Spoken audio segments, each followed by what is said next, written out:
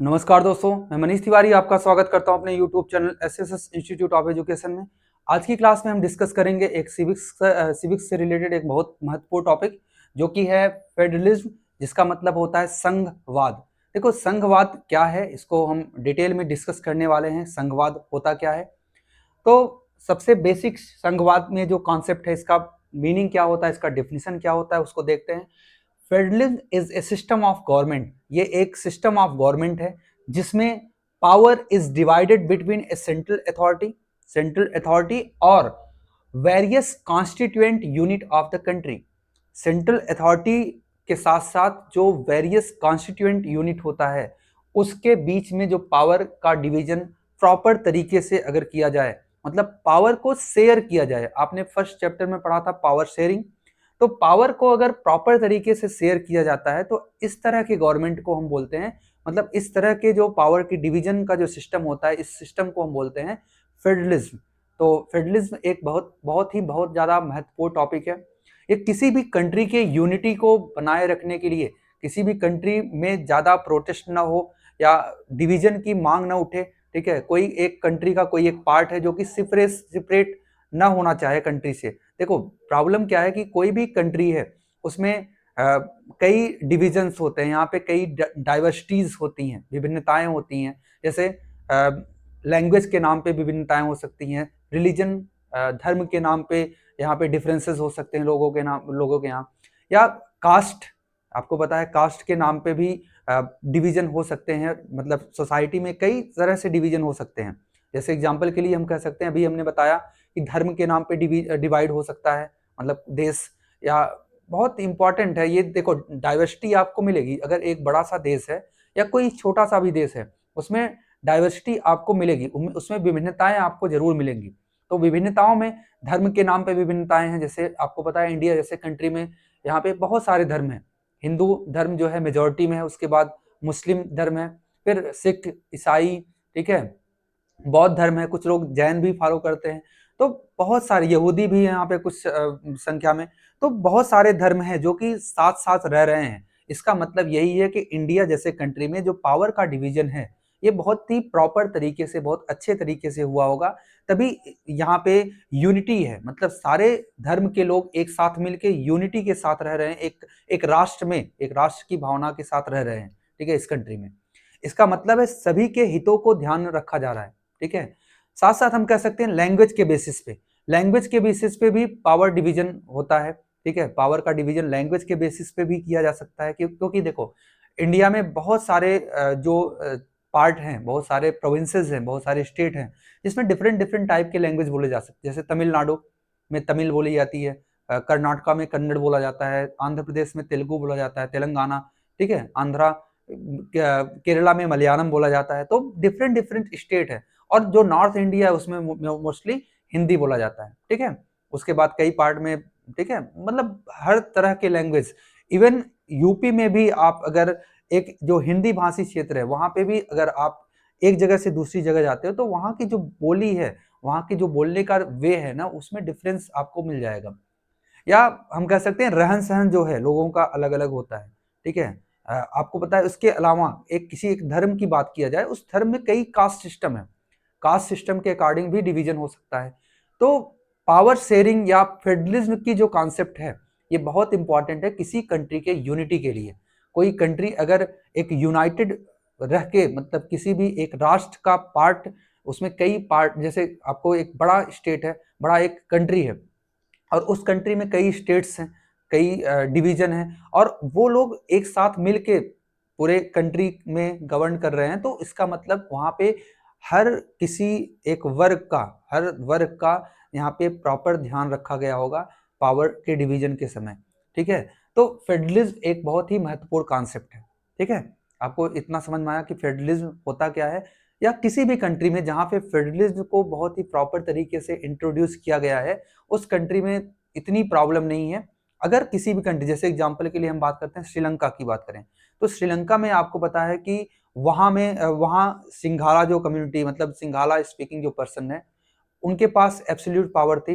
मतलब उनमें और भी जो लैंग्वेज के लोग थे, जो डिफरेंट ग्रुप के लोग थे, उनको जो है उनके हितों को ध्यान नहीं रखा गया, इसीलिए वहां पे काफी बड़ा एक विद्रोह हुआ था, एक गृह युद्ध हो गया था। ठीक है, तो ऐसी स्थिति ना आए किसी भी कंट्री में, उसके लिए बहुत इंपॉर्टेंट है फेडरलिज्म का कॉन्सेप्ट। तो आपको समझ में आया फेडरलिज्म होता क्या है? Federalism is a system of government in which the power is divided between a central authority and various constituent unit of the country. Usually the federation has two level of government. Usually federation में दो level of government होते हैं। एक तो होता है कि one is the government for the country that is usually responsible for the subject of common national interest. देखो, दो लेवल ऑफ गवर्नमेंट होता है यूजली। जैसे एक होता है सेंट्रल गवर्नमेंट। देखो, सेंट्रल गवर्नमेंट क्या है? एक पूरे पूरे राष्ट्र का गवर्नमेंट होना चाहिए, एक पूरे नेशन का गवर्नमेंट होना चाहिए, और वो मेनली उस मतलब उनकी रिस्पॉन्सिबिलिटी क्या होती है? उनकी रिस्पॉन्सिबिलिटी होती है जो कॉमन इंटरेस्ट होता है, कॉमन नेशनल इंटरेस्ट। जैसे एग्जांपल के लिए डिफेंस हो गया या फॉरेन रिलेशन हो गया। ठीक है, डिफेंस, फॉरेन रिलेशन, इन सब को अगर हम स्पेस की बात करें तो इन सब अगर सब्जेक्ट के बारे में कोई रिस्पॉन्सिबल है या इसके लिए कोई लॉ बनाता है या लॉ गवर्न करता है इन सब चीजों को, तो वो क्या है? सेंट्रल गवर्नमेंट है, या हम कह सकते हैं कि जो पूरे पूरे कंट्री का एक गवर्नेंस होता है, गवर्नमेंट होता है। The other are government are the level of provinces or states. जो डिफरेंट डिफरेंट सब यूनिट है या सब प्रोविंसेस हैं या स्टेट्स हैं, उनके लेवल पे एक गवर्नमेंट होता है जो कि लुक आफ्टर, जो कि देखभाल करता है या केयर करता है much of the day to day administration of the their state. तो उनके स्टेट के जो डे टू डे एडमिनिस्ट्रेशन है उनके बारे में वो उनको गवर्न करता है। Both these level of government enjoy their power independent of the other. इसका मतलब जो स्टेट का सब्जेक्ट है उसमें सेंट्रल गवर्नमेंट का कोई भी इंटरफेरेंस नहीं होना चाहिए। अगर यहाँ पे प्रॉपर फेडरलिज्म का फॉलो हो रहा है तो जो स्टेट गवर्नमेंट है, स्टेट गवर्नमेंट का जो सब्जेक्ट है, मतलब जिस सब्जेक्ट के ऊपर वो लॉ बना सकते हैं, उसको गवर्न कर सकते हैं, उसको एग्जीक्यूट कर सकते हैं, उस पर कोई भी सेंट्रल गवर्नमेंट का यहाँ पे दखल अंदाजी नहीं होना चाहिए। तो ऐसे जो गवर्नमेंट होते हैं उसको बोलते हैं हम फेडरलिज्म या फेडरेशन बोला जाता है। ठीक है, federation are the contrasted with the unitary government. तो दो तरह के गवर्नमेंट होते हैं, एक तो होता है यूनिटरी गवर्नमेंट, दूसरा होता है फेडरेशन या फेडरलिज्म। ठीक है, यूनिटरी गवर्नमेंट में क्या होता है कि एब्सोल्यूट पावर किसी एक किंग के पास होती है, या एक लेट्स से कोई प्रेसिडेंट है, प्रेसिडेंट के पास पूरी पावर है, मतलब वो एक तरह से हम कह सकते हैं कंट्री को पूरी तरह से वही, मतलब वही जिम्मेदार होता है, वही कंट्री को गवर्न करता है, मतलब सारी जो पावर है एब्सोल्यूट पावर उसके अंदर होती है। जैसे अगर हम कहें कि पहले किंग होते थे, राजा होते थे, तो राजा के पास सारी पावर थी, मतलब इसमें पावर डिवीजन प्रॉपर तरीके से नहीं हुआ था। ठीक है, तो देखो, under the unitary system either there is only one level of government or the sub unit are subordinate to the central government। ठीक है, कुछ जैसे समझो पहले राजा होते थे, राजा के मंत्री होते, सेनापति होते थे, मतलब उसी के उन्हीं के लेवल पे मतलब मेन पावर उनके पास होती थी, या उसके उनके कार्यभार को संभालने के लिए कुछ सब डिवीजन हुए थे, लेकिन इसका मतलब ये प्रॉपर पावर शेयरिंग का कॉन्सेप्ट नहीं था। The central government can pass on order to the provincial और द लोकल गवर्नमेंट। मतलब ये एक्चुअली ऐसे जो गवर्नमेंट होते हैं ना, जैसे यूनिटरी जो सिस्टम होती है उसमें सेंट्रल गवर्नमेंट के पास एब्सोल्यूट अथॉरिटी होती है। अगर उन वो उसमें स्टेट्स में डिवीजन हुआ भी है तो, लेकिन जो अगर सेंट्रल गवर्नमेंट कोई भी ऑर्डर पास करता है तो उसको फॉलो करना पड़ता है लोकल गवर्नमेंट और प्रोविंशियल गवर्नमेंट को। ठीक है, डायरेक्टली मतलब फॉलो करना पड़ता है। यहाँ पे इनका कोई इतना ज्यादा अधिकार नहीं होता, मतलब ये नाम के लिए होते हैं कि प्रोविंशियल गवर्नमेंट है, लेकिन इनका कोई ज्यादा अधिकार नहीं होता, ज्यादा राइट्स नहीं होती कि ये फॉलो करें या ना करें। अगर सेंट्रल गवर्नमेंट ने बोल दिया है तो फॉलो करना ही पड़ेगा इनको। तो इस तरह के जो गवर्नमेंट होते हैं वो यूनिटरी सिस्टम के अंतर्गत आते हैं। और जो फेडरल सिस्टम है उसके अंतर्गत क्या होता है, central government can not order the state government. जो सेंट्रल गवर्नमेंट होता है वो स्टेट गवर्नमेंट को ऑर्डर नहीं दे सकता, मतलब कुछ सब्जेक्ट के ऊपर। देखो, जो सर्टेन सब्जेक्ट हैं जो कि नेशनल इंपॉर्टेंट के लिए है उसके लिए तो ऑर्डर दे सकता है, वहां पे तो सेंट्रल गवर्नमेंट ही लॉ बना सकता है। लेकिन जो स्टेट लिस्ट में जो स्टेट गवर्नमेंट के सब्जेक्ट हैं उनके लिए ऐसा कुछ सेंट्रल गवर्नमेंट नहीं दे सकता। ठीक है, cannot order the state government to do something. State government has the power its own for which it is not answerable to the central government. तो स्टेट गवर्नमेंट के जो फेडरल सिस्टम होता है उसमें स्टेट गवर्नमेंट के पास खुद का power होता है, मतलब कुछ सब्जेक्ट दिए जाते हैं जिसमें कि वो खुद लॉ बना सकता है, खुद गवर्न कर सकता है, और साथ साथ ये सेंट्रल गवर्नमेंट का के लिए आंसरेबल नहीं होता। मतलब both this government are separately answerable to the people. और दोनों गवर्नमेंट, क्योंकि दोनों गवर्नमेंट क्या होते हैं कि सेपरेटली क्या होते हैं, आंसरेबल होते हैं टू द पीपल। जो जनता है देश की, जिसको वो गवर्न कर रहे हैं, उसके ये दोनों गवर्नमेंट सेपरेटली आंसरेबल होते हैं। ठीक है, मतलब दोनों गवर्नमेंट मिलके जनता के ऊपर जनता को गवर्न करते हैं। ठीक है, जनता को गवर्न करते हैं दोनों गवर्नमेंट। मतलब गवर्न किसको कर रहे हैं, सेम जनता को। लेकिन एक तो सेंट्रल गवर्नमेंट है जो कि पूरे पूरे कंट्री को गवर्न कर रहा है, लेकिन स्टेट गवर्नमेंट क्या करता है कि उसके अंडर में जो टेरिटरी आती है उसके अंदर जो भी लोग हैं उनको गवर्न करता है। ठीक है, there are two or more level or government. ठीक है, तो डिफरेंट टायर ऑफ गवर्नमेंट, मतलब इसमें क्या है कि इसके कुछ बेसिक कॉन्सेप्ट हैं, तो आपको यहाँ पे 7 कॉन्सेप्ट समझने हैं। क्या क्या बेसिक कॉन्सेप्ट हैं फेडरेशन के? तो फर्स्ट कॉन्सेप्ट होता है कि there are two or more level of government, या दो से अधिक जो लेवल है गवर्नमेंट के, ये होना चाहिए। ठीक है, तो एक तो जैसे सेंट्रल गवर्नमेंट हो गया, उसके नीचे क्या है, स्टेट गवर्नमेंट है। स्टेट गवर्नमेंट का अलग अपना क्राइटेरिया है। उसके बाद और भी हो सकते हैं, जैसे एग्जांपल के लिए पंचायती राज। पंचायती राज क्या है, थर्ड टायर सिस्टम है। इंडिया में 3 टायर सिस्टम ऑफ गवर्नमेंट है। एक तो फर्स्ट क्या है, सेंट्रल गवर्नमेंट, सेकंड पे क्या है, स्टेट गवर्नमेंट, और थर्ड पे है पंचायती राज सिस्टम। ठीक है, पंचायती राज सिस्टम ये थर्ड टायर ऑफ गवर्नमेंट है। ठीक है, तो different tyre of government govern the same citizen, but each tyre has its own jurisdiction, specific matter of legislation, taxation and administration। तो लेजिस्लेशन, टैक्सेशन और एडमिनिस्ट्रेशन के लिए इनका अलग अलग ज्यूरिडिक्शन है, जो कि कॉन्स्टिट्यूशन में प्रॉपर तरीके से मेंशन किया गया है। ठीक है, मतलब टैक्सेस के लिए या लेजिस्लेशन या लॉ बना सकते हैं, और साथ साथ एडमिनिस्ट्रेशन या एग्जीक्यूट कर सकते हैं, जो लॉ है उसको एग्जीक्यूट कर सकते हैं, उनके लिए इनका स्पेसिफिक ज्यूरिडिक्शन है। उस ज्यूरिडिक्शन में वो काम करते हैं। ठीक है, नेक्स्ट है the jurisdiction of the respective level और tier of government are specified in the constitution. अभी बताया हमने कि जितने भी, जैसे इंडियन कॉन्स्टिट्यूशन में आपको बताया 3 लिस्ट यहाँ पे दी गई है। फर्स्ट है यूनियन लिस्ट, जिसमें सेंट्रल गवर्नमेंट लॉ बना सकता है या लॉ को एग्जीक्यूट कर सकता है। ठीक है, लॉ बना सकता है और उसके ऊपर एडमिनिस्ट्रेशन कर सकता है। उसमें इनिशियली जब कॉन्स्टिट्यूशन बना था उसमें 97 सब्जेक्ट थे, अभी क्या हो गए, अभी 100 सब्जेक्ट हो गए हैं। ठीक है, उसी तरह एक होता है स्टेट लिस्ट। स्टेट लिस्ट में 66 सब्जेक्ट हैं। कितने सब्जेक्ट हैं इंडिया में, 66 सब्जेक्ट हैं, और उन 66 सब्जेक्ट में स्टेट गवर्नमेंट लॉ बना सकता है, कोई भी लॉ बना सकता है, और साथ साथ उसको एडमिनिस्ट्रेट कर सकता है या एग्जीक्यूट कर सकता है। और एक है कंकरेंट लिस्ट। कंकरेंट लिस्ट का मतलब जिसमें सेंट्रल गवर्नमेंट और स्टेट गवर्नमेंट दोनों मिल के काम करते हैं, दोनों मिल के लॉ बनाते हैं। कंकरेंट लिस्ट बीच का मतलब क्या होता है, कभी कभी कुछ सब्जेक्ट ऐसे होते हैं जहां पे सेंट्रल गवर्नमेंट और स्टेट गवर्नमेंट दोनों को इन्वॉल्व होना पड़ता है, तो उस लिस्ट को बोलते हैं कंकरेंट लिस्ट। और उसमें कुल मिला के 52 सब्जेक्ट हैं।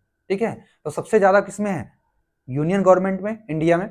उसके बाद है यूनियन लिस्ट में, उसके बाद है स्टेट लिस्ट में 66 सब्जेक्ट, और उसके बाद कंकरेंट लिस्ट में है जो कि 52 सब्जेक्ट हैं, जिसके ऊपर दोनों लॉ बना सकते हैं। लेकिन अगर मान लो किसी भी लॉ में कॉन्फ्लिक्ट हो गया, कॉन्फ्लिक्ट का मतलब सेंट्रल गवर्नमेंट में ने भी कोई लॉ बना दिया उसके ऊपर, किसी एक सब्जेक्ट के ऊपर, और स्टेट गवर्नमेंट, कोई भी एक स्टेट गवर्नमेंट है वो भी लॉ बना दिया, तो उस केस में जो सेंट्रल गवर्नमेंट का जो लॉ है वो वैलिड हो जाएगा, स्टेट गवर्नमेंट वाला ये इनवैलिड हो जाएगा। ठीक है, उस केस में ऐसा होता है। उस केस में इंडियन कॉन्स्टिट्यूशन में या इंडियन केस में क्या होता है, उसमें सेंटर को ज्यादा पावर दी गई है। ठीक है, ये क्लियर हुआ। The fundamental provision of the constitution can not B unilaterally changed by one level of government. Such changes require the consent of both level of government. इसका मतलब ये है कि जो फंडामेंटल प्रोविजन है, जैसे एग्जांपल के लिए जो स्टेट लिस्ट में सब्जेक्ट हैं या सेंट्रल लिस्ट में सब्जेक्ट हैं या कंकरेंट लिस्ट में सब्जेक्ट हैं, तो उसको चेंज करने के लिए अगर मान लो कोई एक सेंट्रल गवर्नमेंट है, वो चाहती है स्टेट कम पावरफुल रहे, मतलब स्टेट जो है कम पावरफुल रहे, ज्यादा पावर किसके पास रहे, सेंटर के पास रहे, और वो चाहे कि स्टेट जो लिस्ट में सब्जेक्ट है उसको रिमूव करके सेंट्रल में डाल दिया जाए, तो ऐसा वो करने के लिए ऐसा नहीं है, कर नहीं सकता। इंडियन कॉन्स्टिट्यूशन में ऐसा बिल्कुल कर सकते हैं, लेकिन उसके लिए एक बहुत ही डिफिकल्ट कॉम्प्लेक्स प्रोसेस से होके उसको गुजरना पड़ता है। वो प्रोसेस क्या है? देखो, उसके लिए एक बिल पास करना पड़ेगा जो कि कॉन्स्टिट्यूएंट जो अमेंडमेंट बिल होता है, कॉन्स्टिट्यूएंट मतलब कॉन्स्टिट्यूशन अमेंडमेंट बिल होता है। और उस बिल को सेंट्रल मतलब लोकसभा में, पहले जो अपर हाउस होता है मतलब लोअर हाउस होता है जिसको बोलते हैं लोकसभा, उसका उसमें जो मेंबर हैं, जितने भी मेंबर हैं, उसका 2/3 मेंबर के द्वारा उसको पास करना पड़ता है। उसके बाद जो स्टेट गवर्नमेंट है, जो जो एक्चुअली राज्यसभा है, मतलब जो पार्लियामेंट होता है उसमें दो पार्ट होते हैं, एक होता है लोकसभा, एक होता है राज्यसभा, एक और होता है जो प्रेसिडेंट होता है। 3 पार्ट होते हैं, 3 पार्ट से मिलके हम कहते हैं कि ये हमारा पार्लियामेंट बनता है। तो पार्लियामेंट में जो लोकसभा है उसके उसमें जो 2/3 मेजोरिटी है, 2/3 मेजोरिटी मतलब अगर 30 लोग हैं तो 20 लोगों को पास करना पड़ता है। 2/3 मेजोरिटी से लोकसभा में पास होगा, फिर 2/3 मेजोरिटी से राज्यसभा में पास होना चाहिए। उसके बाद 50% स्टेट, अगर इंडिया में 28 स्टेट हैं तो उसमें से 14 स्टेट जो हैं उसको इसको पास करना पड़ेगा बिल को, तब वो जाके एक्ट होगा। और उसके बाद क्या होगा, उसमें कुछ चेंजेस कर सकते हैं, मतलब स्टेट लिस्ट में चेंजेस कर सकते हैं। तो ऐसा कर पाना किसी भी गवर्नमेंट के लिए इतना आसान नहीं होता, क्योंकि इस केस में देखो, अगर मान लो एग्जांपल के लिए बीजेपी पावर में है, लेट्स से लोकसभा में बीजेपी की मेजोरिटी है, राज्यसभा में भी बीजेपी की मेजोरिटी है, और कई स्टेट में भी बीजेपी की मेजोरिटी है, मान लीजिए ऐसा अगर होता है तो प्रॉब्लम क्या है कि मान लो लोकसभा और राज्यसभा में तो पास हो भी गया, स्टेट गवर्नमेंट अगर नो डाउट अगर बीजेपी गवर्नमेंट भी है तो भी स्टेट गवर्नमेंट अपनी पावर को कम नहीं करना चाहता, तो वो ऐसे इतने आसानी से सर्टिफाई नहीं करेगा। ठीक है, तो इस केस में बहुत मुश्किल है स्टेट लिस्ट में चेंजेस कर पाना। ठीक है, जैसे आपको पता है ओरिजिनली कॉन्स्टिट्यूशन में 66 सब्जेक्ट थे स्टेट लिस्ट में, और अब भी कितने हैं? अब भी 66 हैं। ठीक है, कोई भी चेंजेस अभी तक हुआ नहीं है। क्लियर हुआ? तो fundamental provision of the constitution can not be unilateral change by the one level of government, such changes require the consent of both the level of government. ठीक है, तो नेक्स्ट क्या होता है, नेक्स्ट फिफ्थ कंडीशन क्या है? Court have the power to interpret the constitution and the power of different level of government, the highest court act as the umpire if dispute arise between different level of government in the exercise of their respective power. अगर मान लो कहीं पे dispute होता है किसी power को लेकर, central government और स्टेट गवर्नमेंट में कोई डिस्प्यूट होता है, तो उसके लिए एक अंपायर की तरह एक भूमिका निभाता है कौन? जो कि सुप्रीम कोर्ट है। सुप्रीम कोर्ट जो इंडिया की है वो एक अंपायर की तरह भूमिका निभाता है, मतलब उस डिस्प्यूट को सॉल्व करने के लिए, मतलब सुप्रीम कोर्ट जो ऑर्डर देगा उसको स्टेट गवर्नमेंट और सेंट्रल गवर्नमेंट को मानना पड़ता है। ठीक है, ये क्लियर हुआ। 6 क्या है? Sources of revenue for each level of government are clearly specified to ensure its financial autonomy। इसका मतलब फाइनेंशियल ऑटोनॉमी भी दिया गया है कि स्टेट गवर्नमेंट की खुद की फाइनेंशियल ऑटोनॉमी होगी और हर स्टेट की खुद की फाइनेंशियल ऑटोनॉमी होगी, वहां पे सेंट्रल गवर्नमेंट ज्यादा इंटरफेयर नहीं कर सकता। ठीक है, द फेडरल सिस्टम दस हैज डबल ऑब्जेक्टिव।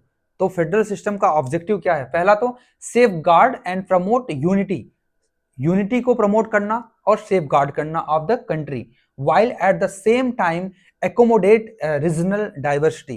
जो रीजनल डाइवर्सिटी है, अभी हमने डाइवर्सिटी के बारे में बात किया कि डाइवर्सिटी कई लेवल पे हो सकती है, कई बेसिस पे हो सकती है, रिलीजन बेसिस पे हो सकती है, लैंग्वेज बेसिस पे हो सकती है, या हम कह सकते हैं कास्ट बेसिस पे हो सकती है, या क्रेड बेसिस पे हो सकती है, इवन मतलब डिफरेंट लेवल पे हम कह सकते हैं कि डाइवर्सिटी हो सकती है, और उस डाइवर्सिटी को मतलब एकोमोडेट करना है सेम टाइम पे। ठीक है, और साथ साथ यूनिटी को बनाए रखना है। यूनिटी के लिए ये सबसे इंपॉर्टेंट है, क्योंकि अगर कोई भी एक वर्ग है किसी भी कंट्री में, मतलब एक डाइवर्स कंट्री है, उसमें डिफरेंट डिफरेंट कम्युनिटी है, और उस कम्युनिटी में कोई एक कम्युनिटी है जो कि गवर्नमेंट से क्या हो गई, मतलब उसको प्रॉपर पावर उसको नहीं है, मतलब उसको उसका केयर नहीं किया जा रहा है, तो वो हो सकता है कि एक अलगाव वादी उसमें जो विचारधारा है वो धीरे धीरे प्रकट हो गया है, जिससे कि वो अलगाव की मांग करें, और इससे प्रॉब्लम होगी। इससे कंट्री में क्या होगा, बहुत प्रॉब्लम हो सकती है, गृह युद्ध छिड़ सकता है, तो उसको बचाए रखने के लिए सबसे इंपॉर्टेंट है। तो ये आपने 7 चीजों को समझा, ठीक है। An ideal federal system has both aspect, पहला म्यूचुअल ट्रस्ट और दूसरा एग्रीमेंट टू लिव टुगेदर, मतलब आपस में स्टेट के बीच में या सेंटर स्टेट के बीच में एक म्यूचुअल ट्रस्ट होना चाहिए और साथ साथ की एग्रीमेंट होना चाहिए कि जिससे कि दोनों एक साथ रह सके, ठीक है। There are two kind of route through which federation have been formed, यहाँ पे 2 तरह के रूट्स होते हैं जिसमें फेडरेशन, कुछ कंट्री एक फर्स्ट रूट को मानते हैं और दूसरा कुछ सेकंड रूट को मानते हैं। जैसे पहला रूट क्या है, first route involve independent state coming together on their own to form a bigger unit.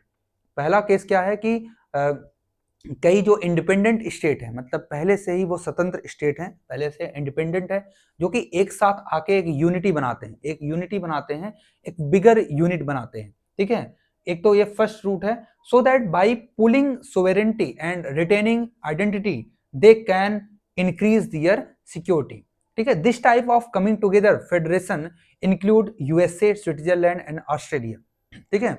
तो ऑस्ट्रेलिया, स्विट्जरलैंड और यूएसए इसका एग्जाम्पल है।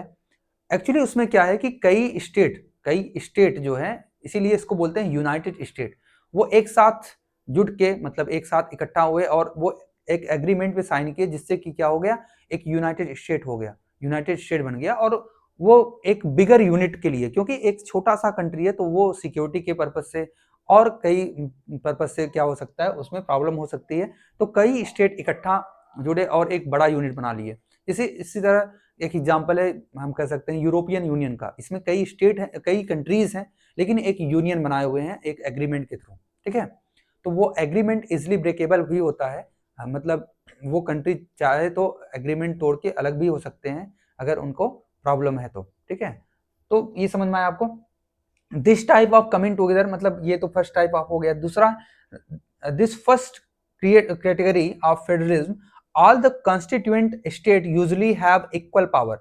तो ऐसे केस में क्या होता है, यूनिफॉर्म पावर होती है, इक्वल पावर होती है, सभी कॉन्स्टिट्यूएंट को, मतलब सभी जो पार्ट हैं उसके, उसको इक्वल पावर दी जाती है। And are strong vice versa the federal government, मतलब फेडरल गवर्नमेंट जो है, मतलब जितना स्ट्रॉन्ग पावर, मतलब इसमें जो है स्टेट को ज्यादा पावर है, सारे स्टेट को इक्वली पावर को, मतलब पावर मिला है, सारे स्टेट को बहुत ही ज्यादा यहाँ पे पावर मिलता है और यूनिफॉर्म पावर है। यहाँ पे सेंट्रल गवर्नमेंट के पास शायद इतनी पावर ना हो जितना कि स्टेट गवर्नमेंट के पास है, ठीक है। तो नेक्स्ट है, the second route is where a large countries decided to divide its power. जैसे इंडिया एक लार्ज कंट्री है, यहाँ पे ये क्या किए कि इंडिया को कई स्टेट में डिवाइड कर दिए और divide its power between the constituent state and the national government. India, Spain and Belgium are the example of this kind of government, जिसमें holding together federalism. In this second category the central government tend to more powerful, ठीक है। Central government क्या होता है, इस category में ज्यादा powerful होता है compare to state government. Very often different constituent unit of the federation have unequal power, some units are granted special power, ठीक है। इसका मतलब क्या है, इसका मतलब यह है कि जो स्टेट गवर्नमेंट है, स्टेट गवर्नमेंट के पास यूनिफॉर्म पावर नहीं होती, अनइक्वल पावर होती है। इसका मतलब कुछ स्टेट को ज्यादा पावर होती है, कुछ स्टेट को कम पावर होती है, और कुछ स्टेट को स्पेशल स्टेटस भी प्रोवाइड किया जाता है। जैसे एग्जांपल के लिए इंडिया में कुछ स्टेट को, जो नॉर्थ ईस्टर्न स्टेट है, उनको स्पेशल पावर, मतलब स्पेशल स्टेटस का दर्जा दिया गया। जैसे एग्जांपल के लिए असम, ठीक है, नागालैंड हो गया, अरुणाचल प्रदेश हो गया, मिजोरम हो गया, इन सब स्टेट को एक आर्टिकल 371 के तहत इनको स्पेशल स्टेटस दिया गया है, ठीक है। और जैसे पहले एक स्पेशल स्टेटस दिया गया था जम्मू कश्मीर को, जो कि एब्रोगेट कर दिया गया आर्टिकल 370 को रिमूव करके, ठीक है। आर्टिकल 370 को रिमूव करके जो जम्मू कश्मीर का स्पेशल स्टेटस था, जहाँ के उनका खुद का एक कॉन्स्टिट्यूशन था, मतलब सबसे ज्यादा पावर थी उसके जम्मू कश्मीर के पास, तो उसको बाद में क्या कर दिया गया, एक अमेंडमेंट के साथ साथ उसको एब्रोगेट कर दिया गया, हटा दिया गया, ठीक है। तो क्लियर हुआ। तो इतना आज के लिए इतना रखते हैं, इसके बाद हम और भी चीजों को डिस्कस करेंगे, बहुत ही डिटेल में इस चैप्टर को डिस्कस करते हैं, और साथ साथ हम सिविक्स के रिलेटेड और भी चैप्टर को यहाँ पे लाते रहेंगे, जिससे कि आपकी क्लैरिटी बनेगी इस चैप्टर से रिलेटेड, ठीक है। साथ साथ और भी जो ह्यूमैनिटी के सब्जेक्ट हैं उसको भी डिस्कस किया जाएगा। तो thank you for watching this and like share and subscribe our channel. Thank you very much.